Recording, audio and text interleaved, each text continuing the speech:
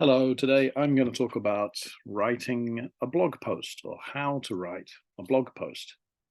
Do you ever write blog posts? I think blogging has become less popular, maybe because of things like Twitter and Facebook or I don't know, any kinds of social media where you just have to write a few sentences and that's it. And that's kind of taken the urge for most people to blog. I remember back in 2007, 2008, 2009, before Twitter came along, um, people used to blog a lot more. I used to blog. I still have a blog, a very minor blog, not very popular. I don't write on it very often. Um, but there still is a reason to do some blogging. Um, it's a way of writing an article, really. Think of it as an article. It's not just a few little thoughts. It's a structured article. And it can be useful if you have a business. You might want to, explain what the kinds of things that you do in your business, or you might want to sell a product or a book or something, or even just an idea, just to sell an idea. And that's where writing a blog comes in useful, whether it's in Japanese or in English. Um, and there can be no particular reason for writing a blog. You just want to talk about things that you like, and that's good too. I would suggest it's better to have a reason why you have a blog post, writing a blog. And often it's, as I say, for business reasons, you're trying to sell something. Or it could be for improving your English, and that's your purpose. So, anyway, if you ever write a blog post, there are, I've got four tips on how to make it a good, engaging, interesting blog post. And let's have a look. In the book, it says, number one, people relate to stories. So start with a good story. Oh, yes. And what makes a good story is usually something extraordinary, something unusual happening to a usual person, right? So an example of that, somebody winning the lottery. Wow, great, I've become rich. That's a fascinating story.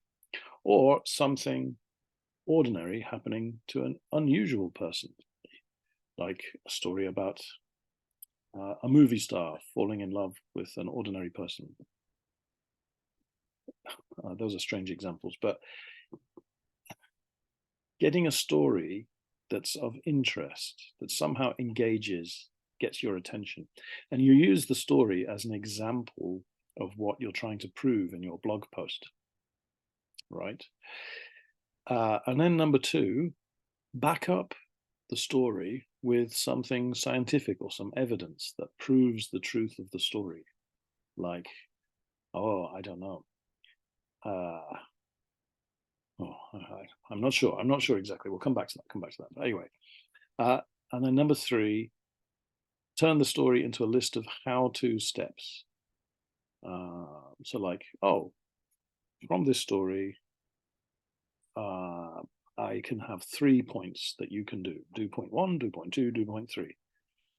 And then finally, number four is a call to action, which means you're telling the reader, thank you for reading all the way through here. If you want more information, click here. If you want the full story, buy my book.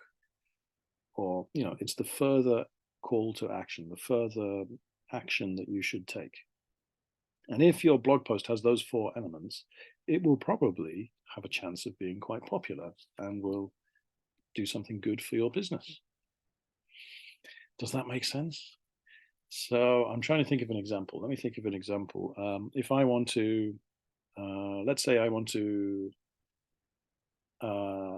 talk about art, and I want to teach you a main point about art, or how to sketch somebody's face, let's say.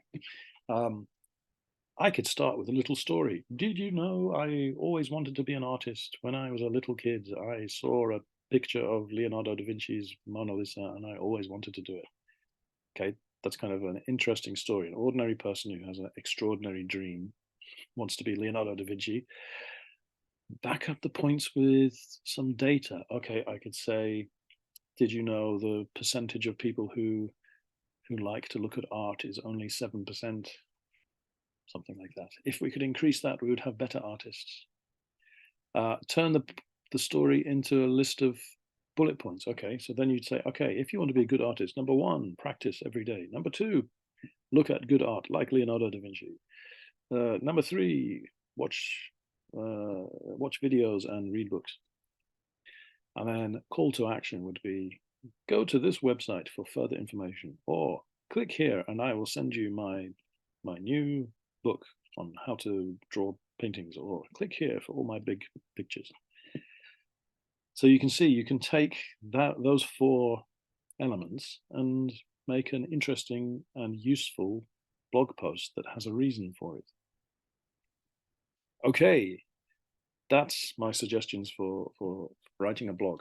Maybe you could write one just to practice English. Okay, I got 3 questions. Number 1, would you like to have a regular blog? Why or why not?